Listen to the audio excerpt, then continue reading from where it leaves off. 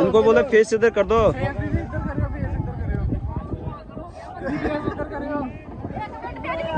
हाँ तभी तो कहता मैं वीडियो बनाना। हाँ